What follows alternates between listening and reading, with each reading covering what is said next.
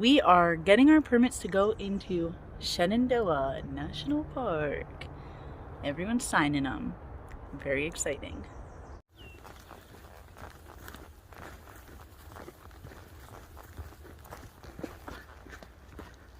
We have entered the Shenandoah National Park. So far, so beautiful. It's gonna be a sort of hot day, and of course there is a 10 or 12, I can't remember, mile stretch without water. So that's just how it goes. But it's freaking beautiful, and there's Waysides here, which are sort of like, I guess they're sort of like restaurants and shops and things. So we're actually only carrying like not even a full 2 days of resupply, assuming that we can get lunch and snacks and things at these Waysides. And then Gumby has some family who's gonna pick us up a couple days in, bring us to a grocery store for another, semi-full resupply, and then we'll be back out here and only have a couple more days to go. So it's about a little over 100 miles in the Shenandoahs, and I think we're doing it in like 4.5 days or so. And it's gonna be freaking hot this week. 85 degrees on Friday, I think, or Thursday. I can't remember, but that's only a couple of days away, so it'll be interesting. Sir, please. So when I'm hiking, I get like really hyper focused on just walking and listening to the podcast I'm listening to or whatever it might be. And so I get scared a lot in the woods, and there's a guy sitting on the path right in front of me, and I didn't notice him until he was about 5 feet away. And that applies to like most things out here. If I see a snake, I'm not seeing it till like 5 to 8 feet in front of me. That bunny I saw earlier that I put on video, I didn't see it till it was like 5 feet in front of me. So I need to try to figure out a way to like not get so spaced out. It helps the miles go by, but I keep getting frights. Look at this little guy. Hello, guy. Bye, little guy.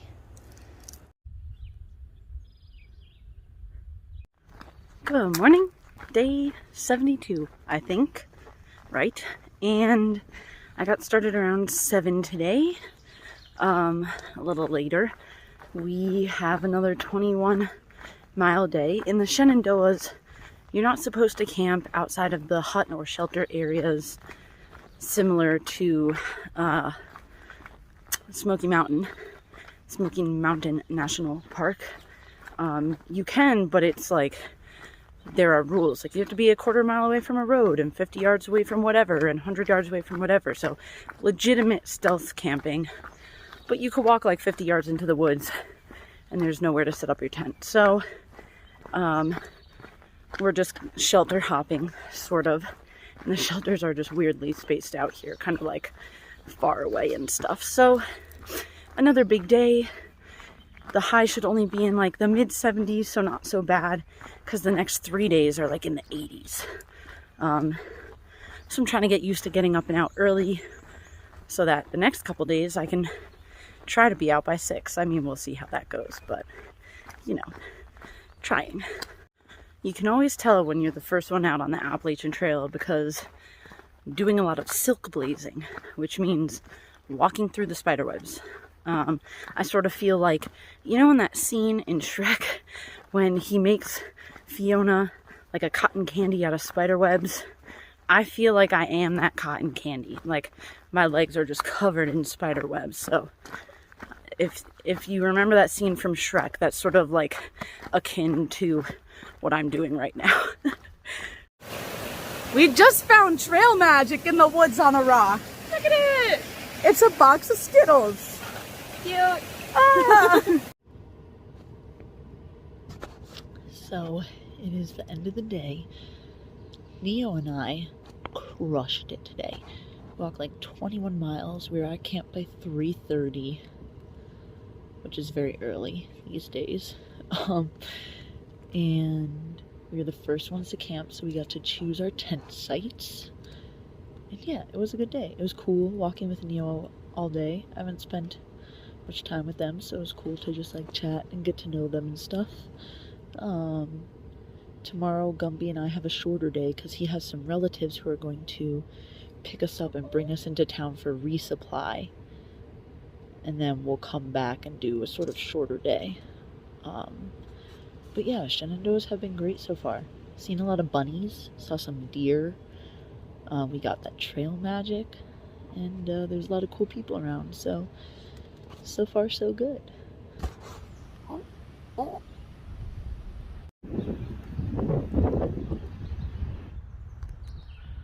So we are at the road crossing here with the highway at one of the entries to the park because we are waiting for Gumby's family to come pick us up and bring us into town for a resupply. Also, I forgot to say that yesterday we hit 900 miles and I completely missed it. I walked right by it. So that was sad, but we've made it over 900 miles and today we're going into town to get food. So it's gonna be a good one. Back on trail after a nice, oh, there's a black pipe on the ground and I thought it was a huge snake.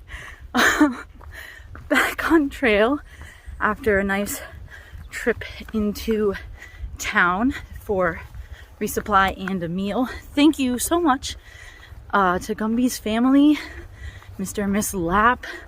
Oh, it was wonderful getting to know you, and thank you so much for breakfast.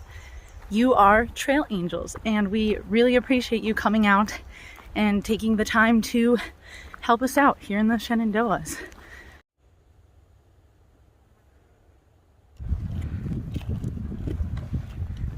So we just stopped at the camp store for some ice cream, which was delicious. And originally we were gonna go to the shelter that's 1 mile from the camp store, and we would have had a 13-mile day. We would have been done in 20 minutes, but I'm talking to YouTube, okay? But that is too early, too short of a day. So we are heading an extra 3 miles, which means a fun little water carry uphill at the end of the day, as always. And that just means we don't have to do a 22 tomorrow. We only have to do a 19. And it's supposed to start being in the mid 80s. We're getting a bit of a heat wave the next 3 days. So if we could have 3 miles less on a hotter day, I guess I'll take this 3-mile heavy water carry for 3 miles less tomorrow because, like I said, trying to be starting early these hot days, and yeah. So 3 miles less and an early start hopefully means we avoid most of the heat.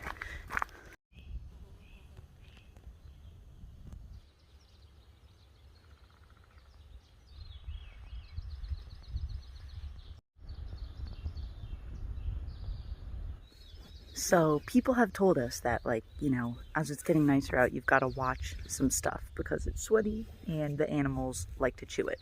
And unfortunately, Gumby experienced that last night. Example 1, strap eaten.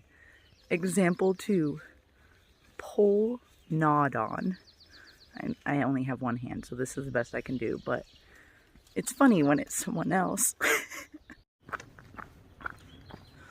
So I wasn't able to get out at 6, which I guess I anticipated.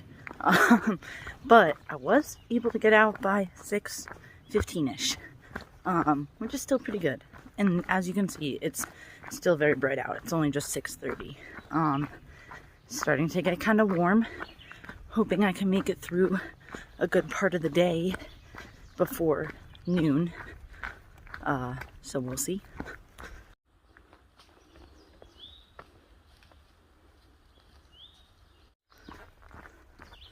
I was listening to this podcast yesterday about overcrowding in the outdoors, which is certainly happening. And it's both good and bad.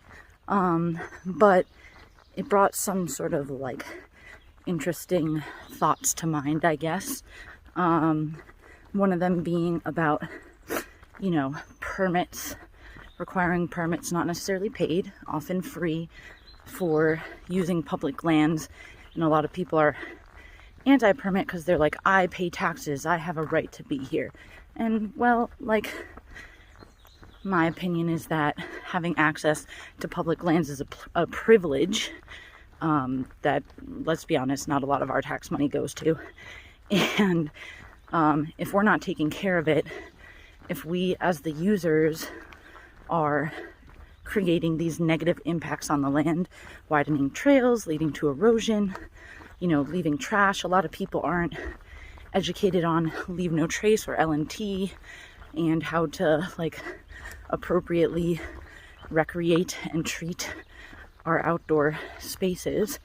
And it got me thinking about how most people I know, including myself, use public lands, and that includes like going to the beach or going to a local park, and how I don't know if a lot of people that I know are actually doing anything to improve those spaces, volunteering their time, donating money so that trail maintenance or cleanup or whatever can be done. And it was just sort of getting me thinking about what more I can do when I'm done with this trail, and hopefully maybe talking about it here will get other people to think like, oh, maybe I can do a beach cleanup, maybe I can pick up trash in my neighborhood. I don't know. Small things all add up if we're all doing them. One of the things about Shenandoah is that it has a lot of waysides and camp stores in the park, generally very close to the trail, which means you don't have to resupply as much because there's food everywhere. One of the things I've heard about these waysides is that one of them, some of them, I don't know which one, is known for blackberry milkshakes. And I think it's not a wayside, but has sort of wayside-esque things. The Skyland Resort may be one of the ones that has a blackberry milkshake. And I don't have much left to get there. I'm going a little slow though. But I am hoping that, oh, how pretty. I'm hoping that I get one of those blackberry milkshakes today, because I will be well over halfway done with my day by the time I get to this resort, which will be before noon. So yeah, blackberry milkshake for lunch. Fingers crossed. Do this. I don't know how to do you too. More than, wait, what am I saying again? We've hiked more in Virginia than any other state combined. They're YouTube stars, folks.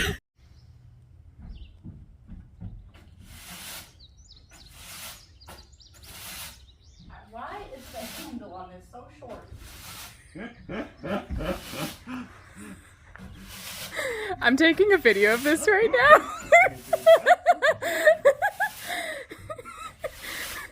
It broke! Cinderella.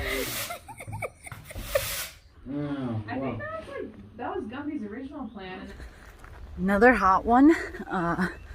Already sweating.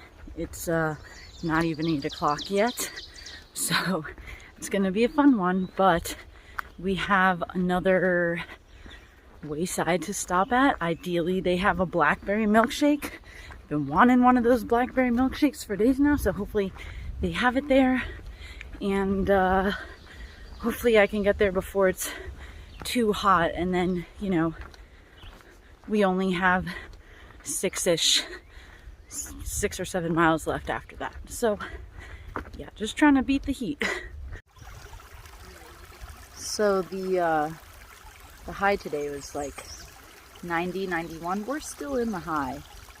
It was freaking hot, but we finished hiking by 2:30, which was great.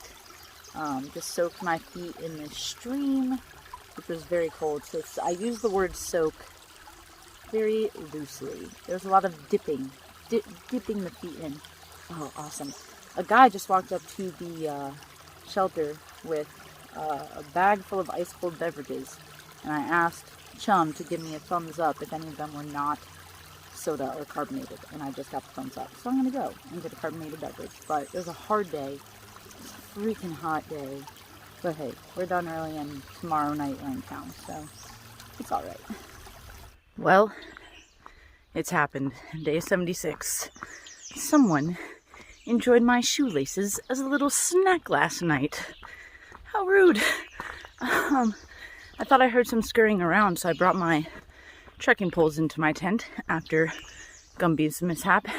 And I woke up this morning and part of my shoelaces were gone. So gotta add that to the list of things to buy in town, but I'm just hoping I've sort of secured them tight enough that my feet don't fall out of my shoes on the 13-mile walk into town today.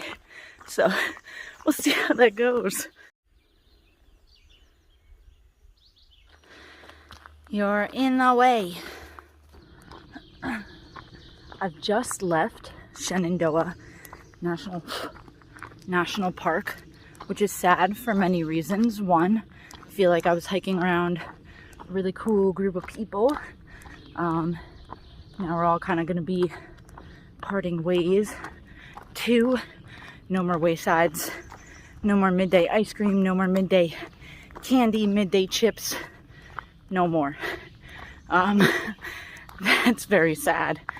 No more toilets, pit privies, no more easily accessible water. Yeah, we were living pretty luxuriously out here, so sad to be leaving. It's gonna be hard to going back to roughing it after I've basically been glamping for 5 days. Do things.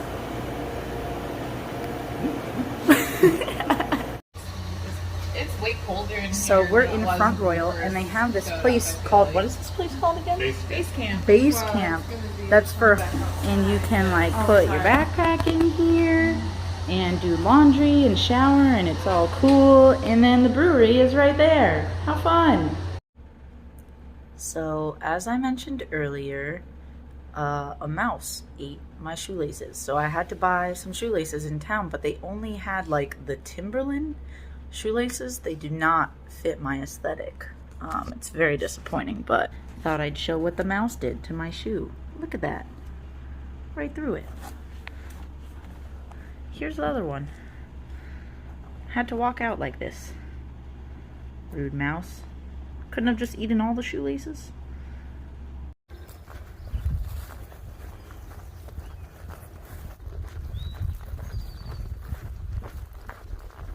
Over the trail on our way out, so that was scary seeing that.